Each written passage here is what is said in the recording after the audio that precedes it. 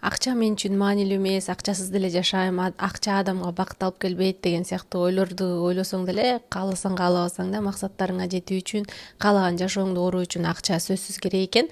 Анан жалгыз эле акчаң болуу эмес, акчаны туура башкарганды билген дагы адаттарыңды калыптандырып алганың дагы абдан керек экен. Мен азыр 33 жашка чыктым, акыркы 10 жылдан бери эл аралык финанс дүйнөсүндө иштейм.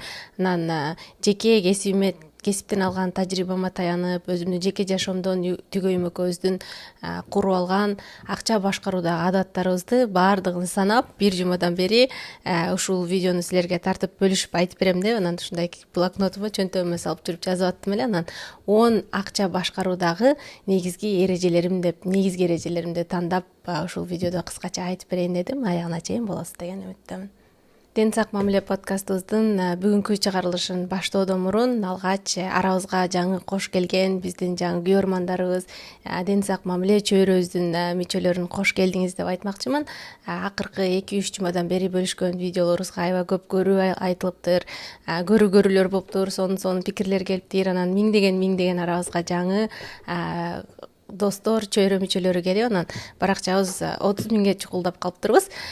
Чоң рахмат келгениңизге, жылуу сөздөрүңүздү айтканыңызга мен аябай ыраазы болуп атам. Көңүлүмдөн келип былтыр ушул подкастты ойлорумду жазып эле Instagram баракчамда бөлүшө бербей, ойлорумду айтып дагы видео аркылуу мындай жүзмө жүз көрүшүп, чай ичип отургандагыдай сүйлөшкөндөй бир атмосферада коомубуздагы негизги көйгөйлөрдү талкууласак экен деп, анан алгач өзүбүз менен, анан жакындарыбыз менен, анан коомубуз менен Ден сак мамиле кура алсак экен деген максатта ушу Ден сак мамиле деген подкастты ачкам да. Эгер араңыздарда жаңыдан мени көрүп аткан болсоңор, менин атым Айсулуу Алмаз, 33 жаштамын, финанс адисимин, жазуучумун. Жөнөкөйлүк жаңы заманда сулуулук аттуу китебим жарык көргөн жазында, ичинде 5 жылдан бери жазып жүргөн күндөлүктөрүмдүн тандалгандары чыккан. Андан сырткары ушул коомдук ишмердүүлүгүмдү, блогумду, жазуучулук иштеримди өнүктүрөйүн деген максатта Гарвард университетинде психология жаатында магистратурада окуп атам. Жолдошум Арстан экөөбүз жана 3 жаштагы балабыз болуп үчөөбүз Канаданын Монтреал шаарында жашайбыз. Анда эмесе бүгүнкү биздин акча тууралуу, акча эрежелери деген маселебизге мен негизги эрежелеримди тандап айтып берейин. Анан алгач кыстырма айтып коеюн. Бул эрежелерди айтып атканда, бул мага эле тиешелүү, мага ыңгайлуу болгон нерселер. Балким силердин баалуулуктарга, силердин акча менен болгон мамилеңизге, акча психологиясы деген түшүнүгүңүзгө дал келбеши мүмкүн. Каалайт элем, эгер ушул маалыматтардын ичинен сизге пайдалуу болгондорун, сизге ишке жарагандарын эле алып, анан эгер жакпай турган болсо, макул, бул пикирлериң мага жаккан жок деп, анан өзүңүздүн жашооңузду, өзүңүздүн калыптандырып алган адатыңызды улантып кетүүңүздү өтүнмөкмүн. Андан сырткары, эгерде ушул мен 10 эрежени жазып койдум, бирок менин дагы сеникинен дагы башкача эрежелерим бар. Ушулар дагы коомубуз, көрөрмандарыбыз, Ден сак мамиле чөйрөбүздүн мүчөлөрү дагы билип алса сонун болот эле деген пикирлериңиз, сунуштарыңыз болсо, кокус балким арабызда финанс адистери да болуп кала турган болсо, төмөндө комментарийде жазып коюңуз. Баарыбызга пайда болот. Комментарийди билесиңер, баарыбыз окуганды аябай жакшы көрөбүз. Өзгөчө видео көргөндөн силерде деле ошондой болот. Сөзсүз астына түшүп комментарийлерди окуп чыгам. Ошон үчүн пикириңизди калтырганды унутпаңыз. Анда эмесе биринчи эрежем: мүмкүн болушунча эч кимден карыз албайм. Карыз деген тема мен үчүн аябай оорулуу тема. Студент кезимде Бишкекте Ататүрк Ала Тоо университетин бүтүргөм, финанс тармагында. Анан азыркыдай Бишкекте мен 2008 жылдан 2013 жылдар арасы окудум. Анан Бишкекте экинчи революция болуп аткан убак болчу да. Мен ошол убакта студент кезимде ошол карызга байланышкан аябай бир оор окуям бар. Студент кезибизде азыркыдагыдай Бишкек абдан өнүккөн эмес болчу, студенттерге part-time деген сыяктуу жумуштар жок болчу, окуудан кийин бир канча саат иштеп келе койгонго мүмкүнчүлүгү бар. Анан иштегенге жумуш таппай, анан үйдөгүлөр салгандан сырткары да кошумча акчам болсо болот эле деп, анан жана сетевой маркетинг иштерин жасаган Oriflame косметика саткан фирмасына жумушка киргем да. Анан иштөө кадимкидей эле косметик каталогторду көрсөтүп, базарларды кыдырып, тордойго чейин барып сатып жүргөн күндөрүм болгон. Анан ошо каталогторду сатып көрүп атып, анан көрсө көбүрөөк акчага сатсаң сонун болот турбайбы, аздан эле мындай 5-6 эле кардардын эмес, көбүрөөк кардарга көбүрөөк товар алып келип берсең жакшы, көбүрөөк акча түшөт турбай деп анан үмүт кылып алып, анан мен үйдөгүлөр белек кылган бүт кыздарга туулган күндөрүндө жакшы күндөр болгондо, окуу жайым бүткөндө бизде мындай алтын белек кылышат го, кандайдыр бир деңгээлде жанына алып жүрсүн, керек болсо бир күндөрү колдонгонго же болбосо ата энесинен, туугандарынан эстелик алып калсын деген максаттан. Ошондо менин үй бүлөм канча жылдан бери тагып жүргөн алтындардын баардыгын ломбардка алып барып коюп, анан элдерден заказдарды жыйнап, буйртмаларын жыйнап, анан алар келе элек товарга дагы алдын ала акчасын беришпейт да, тилекке каршы. Анан макул товарыңарды алып келип берем деп, анан бизге деген товарлар Казакстандан келет эле. Казакстанга болгон алтындарымдын баарын сатып ийип, анан Казакстанга буйртма жибергенбиз. Жибергенден кийин так ошонун ортосунда экинчи революция болуп калып, чек аралардын баары жабылып, биздин товарларыбыз келбей, келгенден кийин да бир тобу жоголуп, бир аз гана келип, анан аябай чоң банкрот болгом да. Эми студент үчүн азыр балким иштеп жүргөн кызматкер аял үчүн кичине эле бир чыгым болмоктур, балким, бирок мен студент үчүн болгон байлыгым, ошол убакта болгон эмнем болсо ошонун баардыгын салып анан жибергем да. Анан ломбардтан да улам проценти туйт, анан бир канча айга чейин процентин төлөп жүрдүм.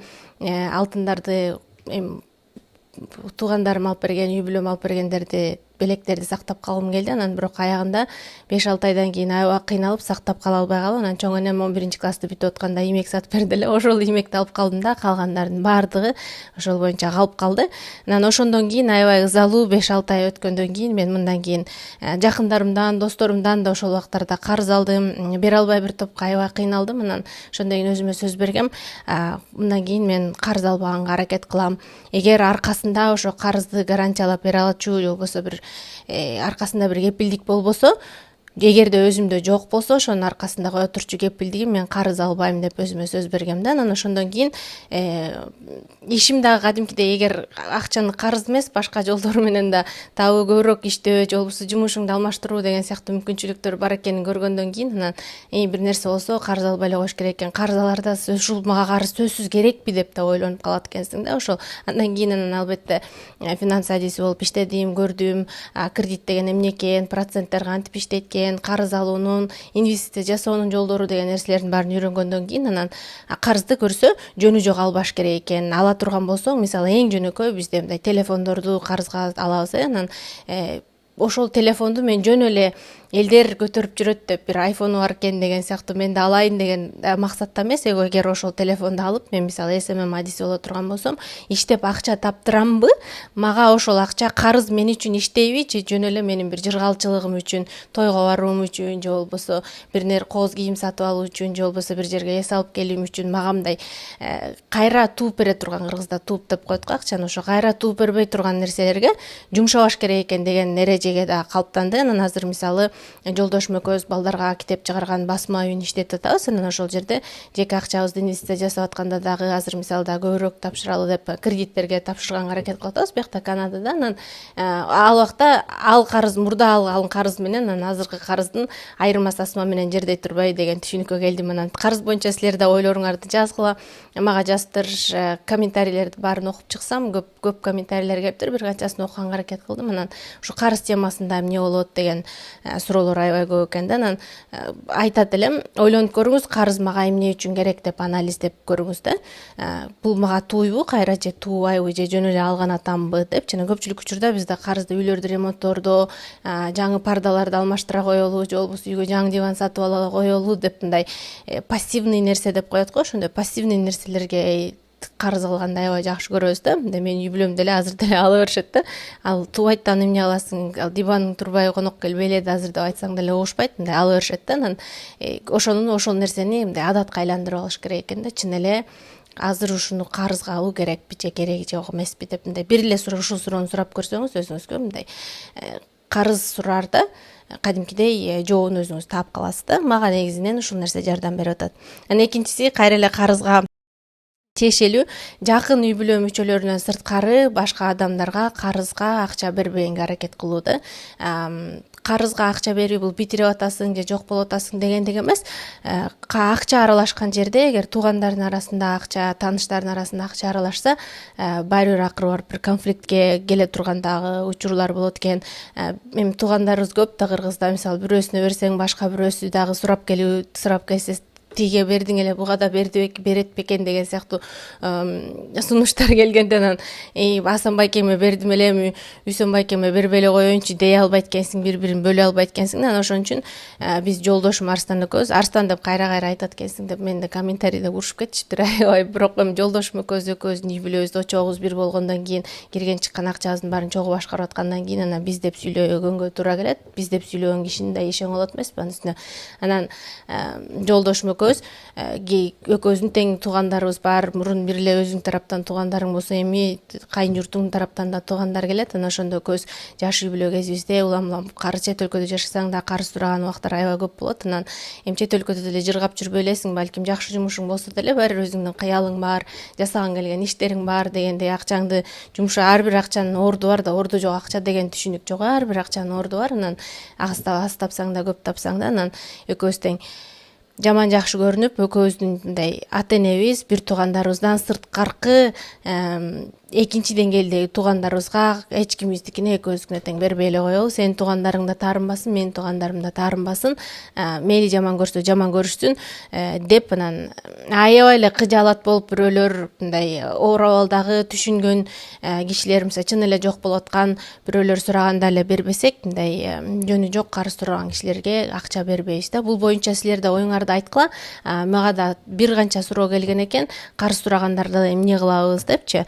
Бизге ушул эреже жарап атат. Анан үйдөн мисалы карыз сурап атканда туугандар, мисалы биздин мамаларыбыздан суратат да көпчүлүк учурдачы. Анан сурап көрөйүнчү, сурап көрбөйсүзбү эже деп мисалы мамаларыбыздан сураткан учурлар көп болот туугандарыбыз. Анан бирок мамабызга айтабыз да, мама биздин да өзүбүздүн оокатыбыз бар да, эми таарынбайсыз да деп мамабызга түшүндүрүп коюп атабыз биз ата энелерибизгечи мисалы. Анан силер дагы балким бир жеңилирээк жолун айтып, дароо жок дайыма эле сурап жүрөсүң деп урушпай, мындай акырын, мындай дипломаттуу түрүн айтып жок дегенге үйрөнсөңөр болчу да экен да. Анан карыз алгандан кийин да бербей кыйнагандар да бар. Алгандан кийин дагы мындай бир топ көп сөздөр болуп, анан аягында тууган арасында чыр чатак да чыгат да. Ошон үчүн бизге ушул эреже аябай жардам берип атат. Анан силер дагы төмөндө оюңарды жазгыла.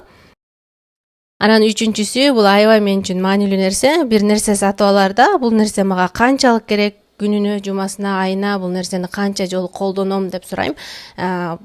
Биз бул психологияда да түшүндүрүлөт. Адам бир нерсени жасаш үчүн өзүнө дайыма мотивация болуп туруш үчүн өзүнө өзү белек берип туруш керек деген нерсе дагы бар да. Анан белек деген нерсени мисалы көп жумуш аткаргандан кийин белгилүү бир долбоордо иштей турган болсоң, мисалы ошол долбоор бүткөндөн кийин барып бир эс алып келейинчи, бир массаж эле алып келейинчи, же болбосо уктап алайынчы, жакшы көргөн киномду көрүп алайынчы деген нерсенин ордуна көпчүлүк учурда мындай кымбат баалуу оокаттарды сатып алып, анан өзүбүздү алаксытканга аракет кылабыз. Анан ошондой нерсе менде дагы бар болчу да. Туркияда иштеп жүргөндө, Туркиядагы айымдар, так эле Туркияда аудитор болуп 4 жыл иштедим. Анан бизнес чөйрөсүндө да айымдар өзгөчө, так эле жана түрк сериалдарындагыдай кийинишчү да. Анан эми ошо чөйрөнүн мүчөлөрү болгондон кийин, ошол жерде иштеп жүргөндөн кийин бозоруп жүрө албайсың да. Анан алардай болуп жасанганга туура келчү, көп кийим кийгенге туура келчү да. Анан аябай эле бошогондо эле анын үстүнө Туркияда дагы Стамбулдун дүкөндөрүн көрсөңөр керек, билсеңер керек. Азыр деле Бишкекте деле ошондой так эле бирөөнү алсаң экинчиси бекер, же болбосо экини алсаң мынча арзандатуу деген сыяктуу арзандатуу, көзүңдү кызыктырган арзандатуулар аябай көп. Анан мен Туркиядан көп кийим алып атканда бир нерсе керек деп, бир шым эле алам деп бара турган болсом, экинчисин алсаң дагы мынча арзандатуу келет, же болбосо мындай деген, тигиндей деген жана базарлоолор болсо, ошол нерселердин курманы болуп да аябай көп нерсе алчу экем да. Анын баарын биз кайра Канадага мен жумушум менен которуп келгем, ошо аудит фирмасында иштеп жүргөнүмдө.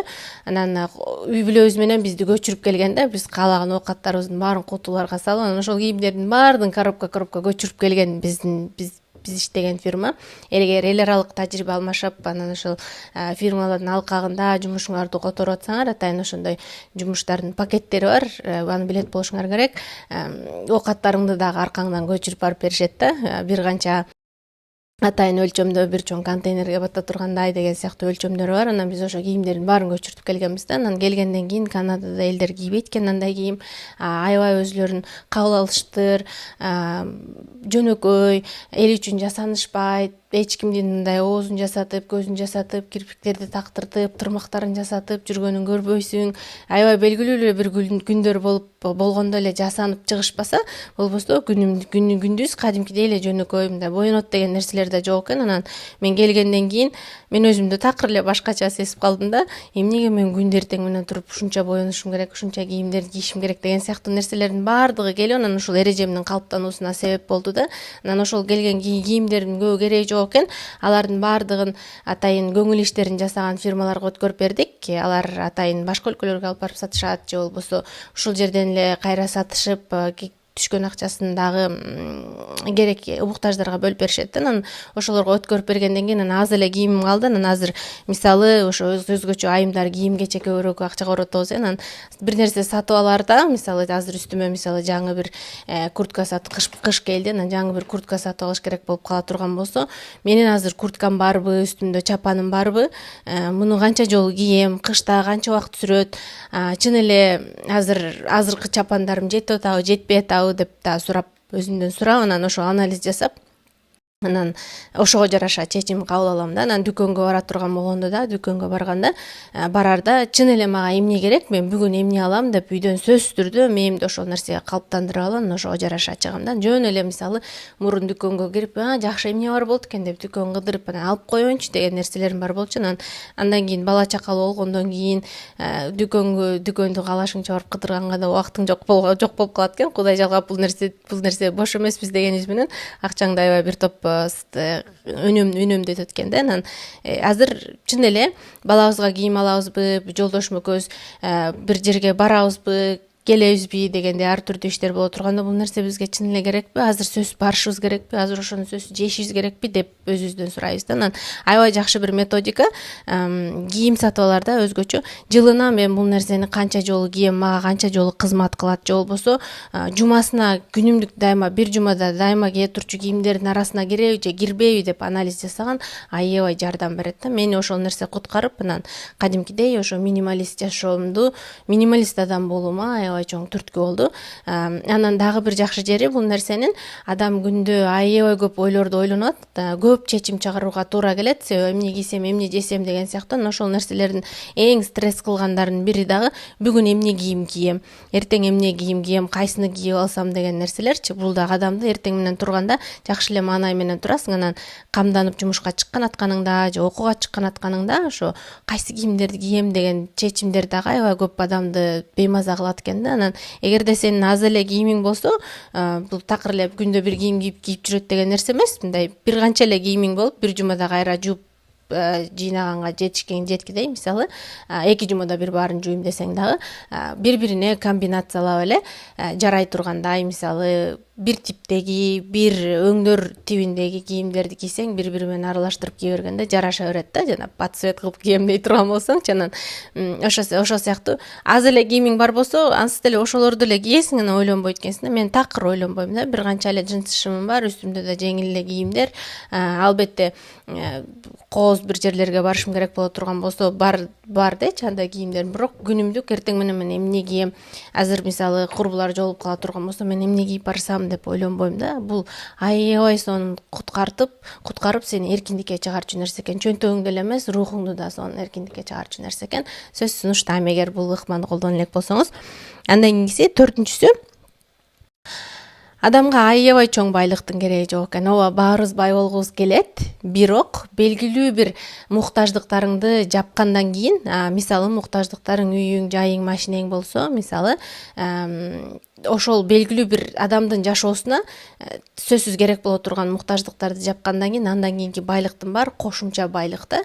Ал нерсе сага, ал кошумча байлыктын баары сага кошумча бакыт алып келбейт, балким кошумча дагы рахат алып келиши мүмкүн, бирок сени ошол алгачкы биринчи үй жайыңды, машинеңди алып жана биринчи адамдык муктаждыктарың барбы, ошону жапканга чейинки бакыттай бакыт алып келбейт дегеним да, ошондой эмоция тартуулабайт да. Андан аркы байлыктын баары сөзсүз мындай кошумча эле нерселер, психологиялык жактан сени бир өзгөртө турчу нерсе эмес да. Балким эле мен өзүңдү башкалардан өйдөрөөк сезип, өзүңдү мындай барктап калууң үчүн эле болбосо, ошон үчүн акча маселесине келгенде атайын мындай өзүңдү өзүңдү да кыйнабай, белгилүү жумушуң, таба турган акчаң да белгилүү дегенде, ресурстарың белгилүү, анан өзүңдү кыйнабай канчалык байлык керек мага деп алган дагы аябай маанилүү экен да. Анан биз ошол нерселерди жолдошум экөөбүз калыптандырып, бизге ушул эле жашоо болот, ушул эле жашоо жетет деп мындай мээбизди калыптандырып, өзүбүздү көндүрүп, напсибизди белгилүү бир деңгээлге тыйып алган үчүн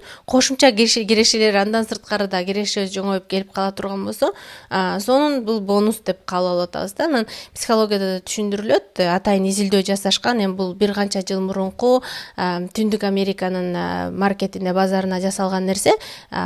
Кыргызстанда суммасы эквиваленти канча болот эсептей албайт экен, бирок негизги түшүнүгү адамга жылына $73.000 таба турган болсо, ошол нерсе жетет. Андан аркысынын баардыгы кошумча байлык алып, кошумча бакыт алып келбейт деп эсептеп чыгышкан да. Мисалы Канаданын, мисалы Монтреал шаары деп эсептей турган болсок, азыр андан берки изилдөө жасалгандан берки инфляцияны кошкондо $100.000 ашып калса керек, бирок жылына ошончо акча тапкан кишинин бияктан ипотекага үй алып, машинесин алып, жакшынакай тамагын жеп, балдарын окууга жиберип, күнүмдүк стандарттуу адамга эмне керек боло турган болсо, ошол муктаждыктарын жапканга жетет да ошол киреше.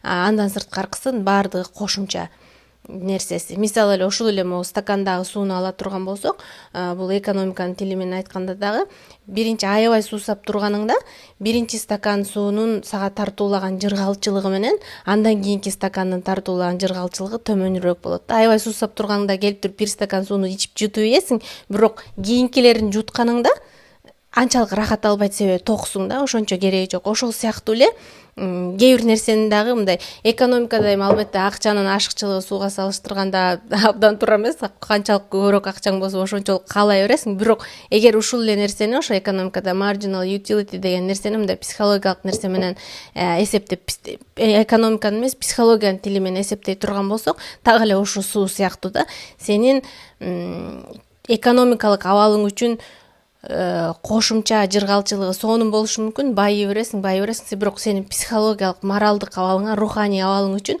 улам бир ушу так эле ушу суунун стаканы сымал улам бир кошулган байлык сага эч кандай бир кошумча алып келбейт да. Анан бизде да көпчүлүк учурда аябай тытынып, жанталашып оокат кыла беребиз, жанталаша беребиз, ортодо токтоп эс алганды дагы унутуп калабыз өзгөчө. Мисалы көлдүн жээгинде жашаган туугандарым эч качан көлгө да барып түшпөйт да. Бишкектен бир туугандары келип эле, ай жүрүп барып келеличи десе, болбосо күндө эле оокат кылып жүрө беришет.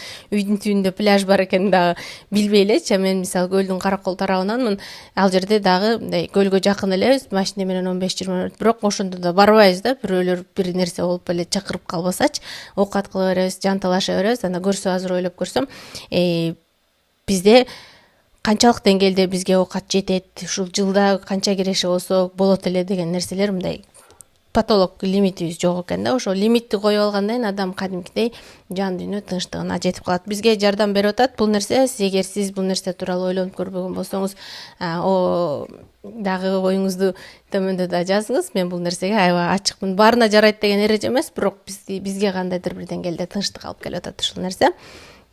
Анан бешинчиси, азыр дүйнө өзгөрүп атат, баарыбыз өсүп өнүгүп атабыз. Анан көпчүлүк учурда 30-35 жаштарга чыкканда ушул кесип меники эмес экен деген сыяктуу түшүнүктөр болуп, анан мындай жашооңду өзгөрткүң келет да. Анан менин негизги 5-чи эрежем ушул нерсеге тиешелүү. Кесип алмаштырам же болбосо жашоомду өзгөртөм деп атсаң, финансылык абалыңды ойлоп 2-3 жыл камдан да ошол өзгөрүүгө. Себеби бүгүн барып, мисалы азыр мугалим болуп иштеп жүрө турган болсоң, азыр барып мен мисалы программист болом деп, ал элдин баары IT окуп атат деп туруп анан жумушуңду таштап анан туруп кетип барып анан окуп баштагандагы болбойт экен да. Өзгөчө балдарың боло турган болсоң, үйдөгү балдарыңдын токчулугу, финансылык коопсуздугу аябай биринчи орунда. Себеби алардын жанагы психологиянын тили менен айтканда травма албай чоңоюусуна аябай чоң түздөн түр таасирин тийгизет да. Үйдөгү ата эненин ошол эмеси финансылык абалы үйдөгү динамиканы бийлейт да. Баары бир эгер жетпей жашап аткан болсоң, үйдө беймаза болот, чыр-чатактар болот, анан натыйжасында балдарга да аябай таасирин тийгизет да. Ошон үчүн мен бул нерсени эне катары айтып атам. Бул нерсе быйыл башымдан өттү.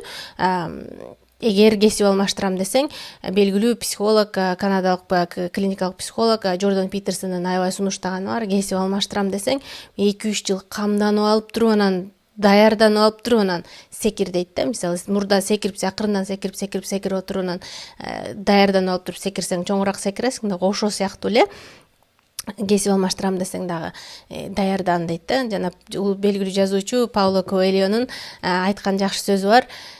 Сен бурулушка бараткан болсоң, мисалычы, эгер жашооңду өзгөртөм десең, сен үчүн багыт абдан маанилүү. Канчалык тез бурулганың эмес, багыт маанилүү дейт. Мен так эле колумду карап турсаңар, мындай ийилип бурула турган болсоң, багытыңа жетүү мүмкүнчүлүгүң бар. Анан сөзсүз түз бурула кое турган болсоң, ортодо сынып калуу ыктымалдуулугу бар да. Анан ар түрдүү кырдаалдар болот. Ошон үчүн аябай камданыш керек экен. Мен өзүм 10 жылдан бери финансы дүйнөсүндө иштеп келем, бирок психолог болгум келет, менин деп аябай анан жазуучу болгум келет деп жайында жумушумдан кетип, Гарвард университетине магистратурага тапшырып, анан жумуштан кетип, анан 3 ай айлык албай калганда, чогулткан акчамды жеп баштаганда, университеттин контрагы да аман болсун бир топ аны төлөп атып, анан кадимкидей кыйналдым да. Анан ошондо ойлодум, көрсө мен кесипти дароо алмаштырганга аябай ката ызыккандуулук кылып коюптурмун. Көрсө мен 2-3 жыл окуум бүткүчөктүү дагы иштей туруп, мага ушул аброй алып келип аткан, менин жашоомду камсыздандырып аткан жумушумду таштабай кое турайын, жашоомдун стандарты түшпөсүн. Анан даяр болгондо, мисалы, азыр барып психолог болуп иштөөгө мүмкүнчүлүгүм болгондо, мисалы, магистратурамды бүткөндө жумуш алмаштырганга мүмкүнчүлүгүм болуп калат экен. Ошондо алмаштырсам болот экен. Ага чейин мен тынч отурайын деп, анан кайра 3 айдан кийин кайра жумушка кирдим да. Ошол 3 ай мага ушул сабакты үйрөттү. Себеби акчаң туруктуу кирешең болбосо, сенин руханий абалыңа аябай чоң таасирин тийгизет экен. Анан эне катары сенин руханий абалың түздөн түз балага барат да. Эмчек эмизгенде балага сүтүң барат го, ошол сыяктуу эле сенин руханий абалың да балаңдын рухуна барат, рухун сугарат да. Ошол үчүн энелердин эң биринчи жоопкерчилиги ошо руханий абалына өзгөчө маани берүүсү.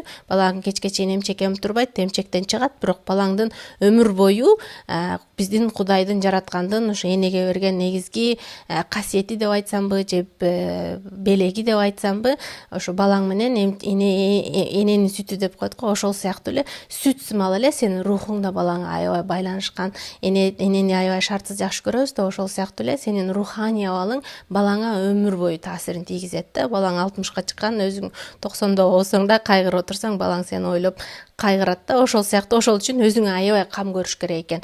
Өзүңө кам көрүүнүн дагы бир жакшы жолу ушул финансылык абалыңды ойлоп, өзүңдү мындай көз карандысыз, бакубат жашоо курганга аракет кылышың керек экен да. Бул алгач өзүң үчүн эле эмес, балаң үчүн да жоопкерчиликтүүсүң.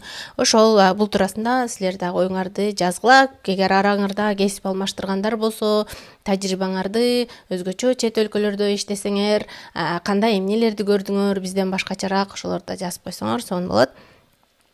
Анан 6-чысы эмгегиңди баалаганды билүү керек экен.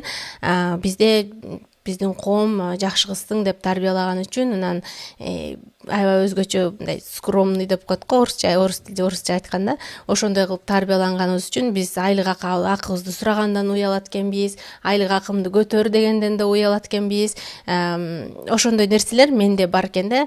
Жумушка кирип атканда канча айлык берем десе эле, ошого эле макул болуп эле, баш ийип эле, анан дагы көтөрөсүңбү же эмне кыласың деп келишим түзбөй эле, анан унчукпай акча жөнүндө сүйлөгөндөн уялып, анан өзүң адис катары, адам катары өнүгүп атсаң, менин ошол тажрыйбама ылайыктуу мага айлыгым болуш керек турбайбы? Кой, мен өзүмдү баалаганды үйрөнөйүн деген нерселерди деген нерселерди билиш керек экен. Ошон үчүн балага кичинекей кезинен эле ошо эмгектин эквиваленти эмне болот, ошол баалуусу кандай, ар бир убактыңдын сен короткон эмгегиңдин акысы кандай болуш керек деген нерселерди да түшүндүрүш керек экен. Ошол нерсе эптеп эле жумуш болсо илинип кирип кет, эптеп эле деп эле иштесең болду, жумушуң болуп турсун, кой унчукпа деп. Эми бул экономикалык, саясий, экономикалык абалда таасир тийгизди да, албетте, бирок азыр жашоо өзгөрүп атат.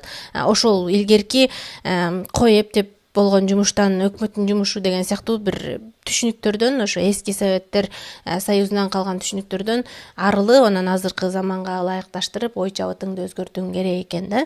Анан мисалы азыр мен ушул коомдук ишмердүүлүгүмдүн баардыгын канча жылдан бери эле, мына 5 жылдан бери эле бекер эле жасап келем. Инстаграм баракчамда аябай көп адамдык, моралдык, психологиялык өнүгүүлөр боюнча күндөлүктөрүмдү, ойлорумду, окуган маалыматтарымдын баарын байма-бай бөлүшүп турам. Анан жеке кат көп келет, анан жардам бергенге аракет кылам. Анан бирок аракет кылам, анан бирок мисалы Инстаграмда кокус бир нерсе, кокус саткым келсе, мисалы ошол эле учурда кээде мисалы сабак өтөйүн, акылуу сабак өтөйүн деген нерселер болсо, мен аябай уялып тартынат экем да. Демек мен эмгегимди баалоо боюнча бир аз көйгөйүм бар экен деп ойлоп, анан көрсө убактыңды, эмгегиңди баалаганды үйрөнүш керек турбайбы деп, анан аябай сабак алдым бул жылы. Эгер азыр уштапта айлыгыңызды көтөрткөндөн уялып атсаңыз, же болбосо айлыгыңызды бербей атасың дегенден да уялып тартынып атсаңыз, тартынбаңыз. Ал сиздин эмгек адамдык акыңыз, убактыңызды берип атасыз. Баарыбыздын убактыбыз чектелүү, жашоонун өзү чектелүү болуп атпайбы? Ошон үчүн алгач өзүңдүн эмгегиңди баалаганды үйрөнүү керек экен. Өзгөчө кыз балага биздин коомдо эмгегиңди баала, жакшы кыз болбо. Жакшы кыз болгоң албетте жакшы дечи, бирок аябай өзгөчө, өтө скромный болуп, унчукпай, укуктарыңды билбей калба деген нерселерди айтып, анан үйрөтүп турушубуз керек экен. 7-си жоктун түбү жок болот. Кыргыздарда жакшы сөз бар. Менин чоң энем дагы ушул нерсени дайыма айтат. Эгер оозуңда эмне болсо, ошол Кудайдын кулагында деп коет го. Анысыңары жокмун, мага жетпейт, менин айлыгым ушул эле, анан менин шартым ушул эле, мен ушул эле жерде жашайм, ал эле бул эле деп жанагындай шылтоолорду айтып эле, анан кечке эле жок дей берсең, сенин мээң ошол нерсеге ишенип жок дей бергендин биз бир өзгөчө бир мистикалык сыры бар сыяктуу айтышат биздин коомдо. Бирок эгер психологиянын тили менен анализ жасай келе турган болсоң, сен эмнени айта берсең, мээң угуп ошол нерсеге ишенип, анан мүмкүн эмес турбайбы деген сыяктуу сага бир кандайдыр бир мотивация бере турчу акылдарды бербей калат деп эле айтайын, орой айтканда. Эгер жок деп отурсаң, мен ушул эле жерде жашап атам деп отурсаң, анан айланаңдагы мүмкүнчүлүктөрдү кантип көрөсүң, кантип кошумча бир нерсе кыла коеюн, эмне кылса болот экен деп анан аракет кыласың. Ошон үчүн эң биринчи эле эрежелеримдин бири, бул нерсени көп жыл мурун түшүнгөм. Карьераларды алмаштырып, жумуш алмаштырып аткан убактарда анан мени ким алмак эле, жок да, жетпейт да, ал эле бул эле деген сыяктуу шылтоолорду айтпаш керек экен. Мүмкүн болушунча акча темасында позитивдүү болуп, мен азыр дагы ден соолугум бар да, мен азыр дагы жашмын да, дагы эмнени үйрөнүп алсам болот экен деп, анан жашмын да дебесем да, мисалы мен азыр 33-кө чыктым, мисалы жаңыдан дагы окуп атам кошумчачы, анан эч кандай, балким бир 10 жыл мурунку убагым боло турган болсо, 30-кө чыгып алып дагы университеттен кайра окумак беле деген сыяктуу түшүнүктө болмок. Анан бирок азыр жок, андай эмес да, мындай негативдүү нерселерден арылдым, мындай мүмкүн эмес деген стереотиптерден арылдым. Жок деп да айтпай калдым. Жок деп айтпай турган болсоң, баарыбыз деле көп акча болсо жакшы деңизчи. Анан албетте акчанын ашыкчасы жок, бирок кээде каалаган бир нерсеңди ала албай калуу мүмкүнчүлүктөр болот. Анан ошол убакта мен жокмун эмес, мен ошону ала алуу үчүн эмне кылышым керек дагы кошумча деп, анан мындай альтернативдүү бир нерселерди ойлонуп баштайт экенсиң да. Адамдын мээси ушунчалык кудуреттүү, ушу биз сүйлөп аткан нерселердин баардыгын жараткан интернетти баш кылып ошол адам болуп атпайбы? Анан ушунун баарын адам жасаганга кудурети келсе, эмне үчүн мен жасай албайм деп ойлойт экенсиң да. Анан ошон үчүн аракет кылууга аябай түрткү берет экен. Ошол үчүн жок эле деген эмес, бул акча маселесинде эле эмес, башка жашооңуздун башка бир аспектинде дагы көпчүлүк учурда аябай негативдүү боло турган болсоңуз, ойлонуп көрүңүз. Балким ошол сиздин жөн эле бир негативдүү түрдө ушундай болуш керек, мисалы ак болуш керек, кара болуш керек деп ишенип алганыңыз үчүн дагы балким кээ бир максат тилектериңерге жете албай атышыңыз мүмкүн. Так негативдерден, негативдүү ойлордон арылуу боюнча мен YouTube каналымда өткөн жумада видео чыккан. Аябай сонун психологиялык методика менен бөлүшкөм. Кааласаңыз убакыт бөлүп көрүп койсоңуз болот. Эгер негативдүү ойлорум болуп атат, мен дайыма өзүмдү наалып аткандай сезип атам, абалым начар десеңиз, сөзсүз пайдасы тиет деген үмүттөмүн. Себеби мага жардам берген жакшы бир методика менен бөлүшкөм. Андан кийин 8-си эринбей киреше чыгашаңдын баардыгын жазып чык.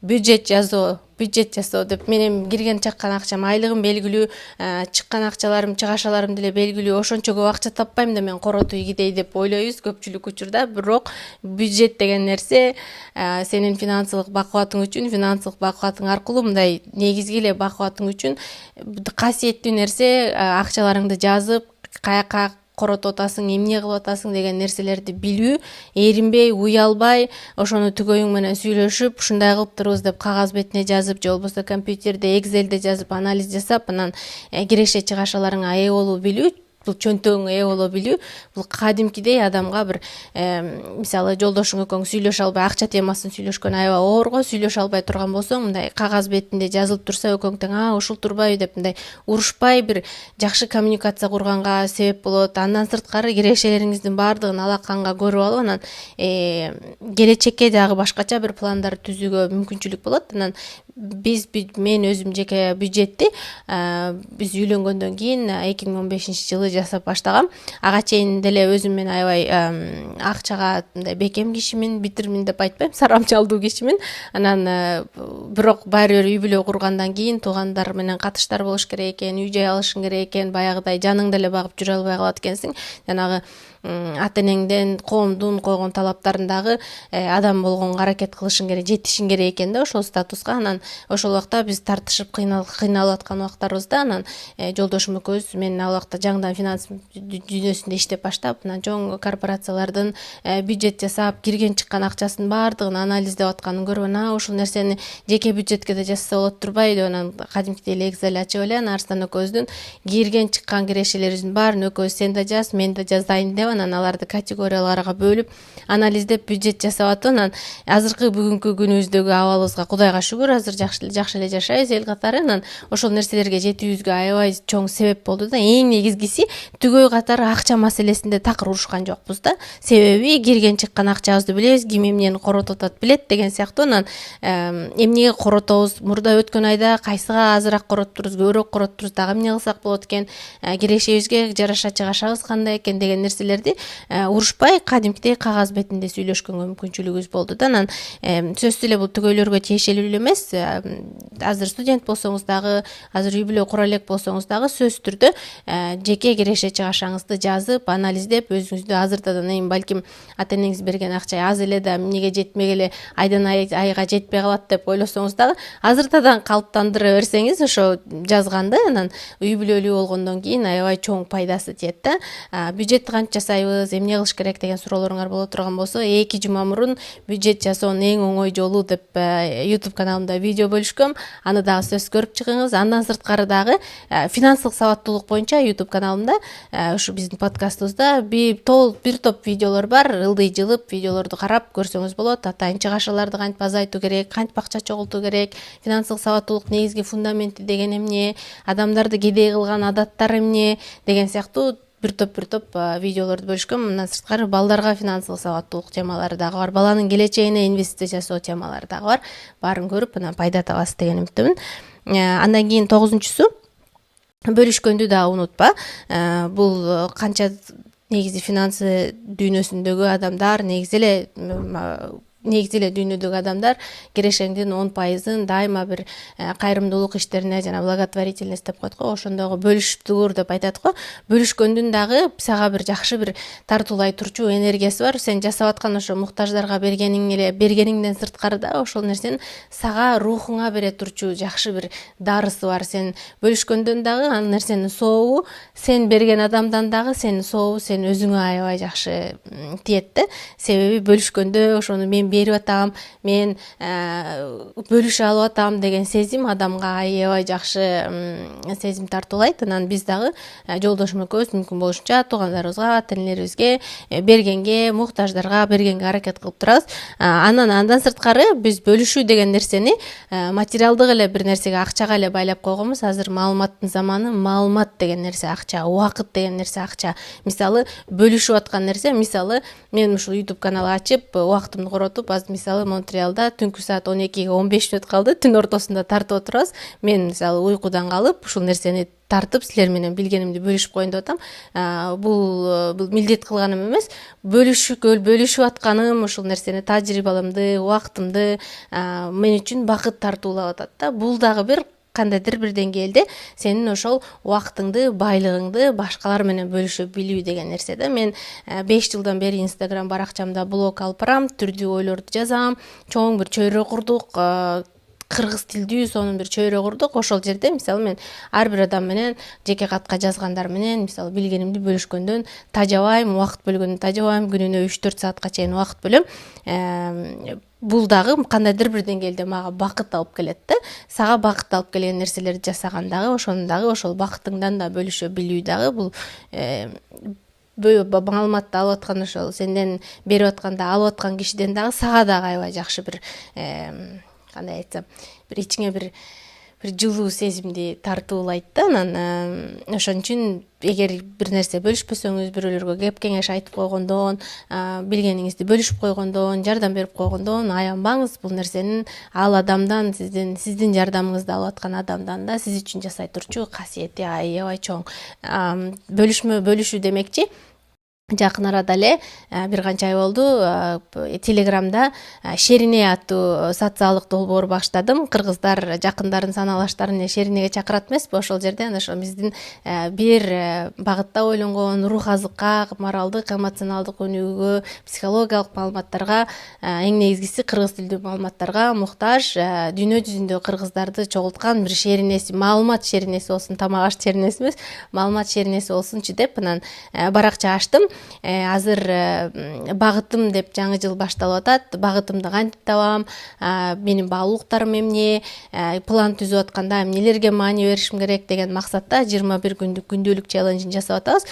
Бул жума акыркы жумасы, бирок суроолордун баары каналда сакталуу. Кааласаңыз төмөндө комментарийде шилтеме калтырып коем. Айсулуу Алмаз Шерине деп да издесеңиз болот.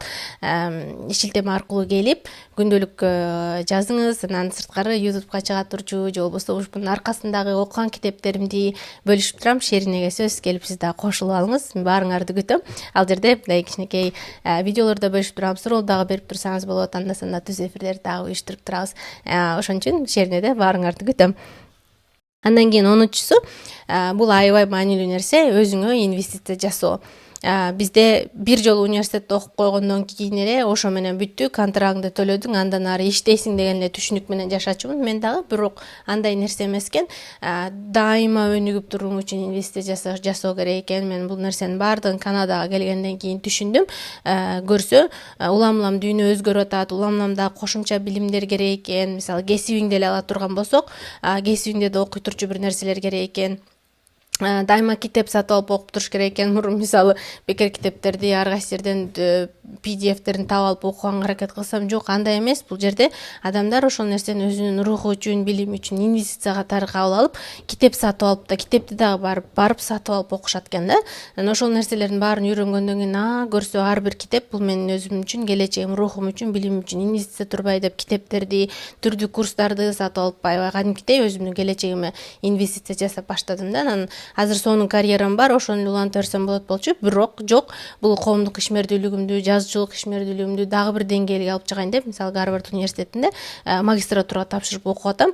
Контрагы эми ар бир сабак башына $4 ашык акча төлөп атам. Бир топ каражат төлөнүп атат. Анан бир топ дегеним менен бул нерсени мен келечегим үчүн жасай турчу, рухум үчүн берип аткан баалуулуктары, мээм үчүн берип аткан акылы, ошо негизи эле ошол алып аткан билимим аябай сонун мага аябай жагып атат. Кадимкидей азыртадан эле кадимкидей 6 ай болду окуп атканыма, аябай адам катары, адис катары дагы өзгөрүп атканымды аябай сезип атам да. Анан бул нерсени демек 6 айда эле ушунча абалга келе турган болсом, дагы 2 жылда сонун абалга келип калат турбайбы, бул менин келечегим үчүн көрсө инвестиция турбайбы деп кабыл алдым да. Эми бул билим катары, билим тармагын эле мындай солго жылдыра турсак, андан сырткары акылыңа, интеллектиңе жасай турган инвестициядан сырткары дагы эмоционалдык интеллект деген нерсең сенин эмоционалдык жактан жетилип чоңоюң үчүн да өзүнчө чоң инвестиция жасаш керек экен. Инвестиция дегенибиз азыр эмне элдин баары эле психологко барып калды, баарын эле эмне психолог керек болуп калды деп азыр жаман көрүп атпайбызбы? Жок, азыр баарыбыз дүйнө биргеликте, баарыбыз ошо эмоционалдык жактан жетилгенге аракет кылып атабыз. Эмоционалдык жактан жетилиш үчүн тилекке каршы ичиңдеги баягы травмаларың деген нерселер, ошолор нерселердин баарын сууруп чыгып, стереотиптерден арылып, коом үчүн, жакшы көрүнүш үчүн, коомго, үй бүлөңгө батыш үчүн кийип алган бет капың, жанагы психологиянын тили менен эго деп койгон нерселер, ошо эгобузду сыйрып чыгарып салыш үчүн, жетилип чоңоюш үчүн баарыбыз аракет кылат экенбиз, психологко барат экенбиз. Мисалы мен психологко бардым, былтыр жакта канадалык психологко саат башы төлөнгөн, ал нерсени да инвестиция деп кабыл алдым. Аябай сонун жардам берди, 3 айдай бардым, дагы барайын деп аракет кылып атам. Анан эмоционалдык жактан жетилүүм үчүн түрдүү курстар, психологдордун курстарын сатып алып, биякта мисалы эл аралык психологдордун атайын курстары, сабактары бар, ошолордон сатып алып окуп атам. Мындай түрдүү аркамдагы китептердин баарын сатып алып атам. Бул нерсенин баардыгы көрсө эмоционалдык жактан жетилүүм үчүн бир жакшы бир инвестиция турбайбы деп ойлоп калдым. Анан бул инвестициянын жакшы жери, азыр дүйнөдө лидер болууң үчүн, карьераңда өсүүң үчүн ошол мурун акылдуу болуш керек, жакшы окуган эле, мисалы отличник, отличница деп коебуз, ошолор ийгиликке жетет десек, азыр акыл эле эмес, сенин эмоционалдык интеллектиң, кыргызча айтканда акылмандуулугуң адам катары аябай маанилүү. Себеби ошол нерсе азыр акыл эле акылдуулар толтура, сен ошол акылыңа кошулуп, акылмандуулугуң, эмоционалдык интеллектиң боло турган болсо, карьераңда дагы жогорураак тепкичтерге чыгуу мүмкүнчүлүгүң бар. Себеби кесиптештери менен урушкан, таарынып калган, ызылдашкан бир акылдууга караганда ошол эле акылы бар, бирок баары менен тил табышканды билген, баары менен ошо командасын башкарганды билген, кадимки кыргыздын тили менен айтканда устат боло турган адамдарды көтөрүшөт да.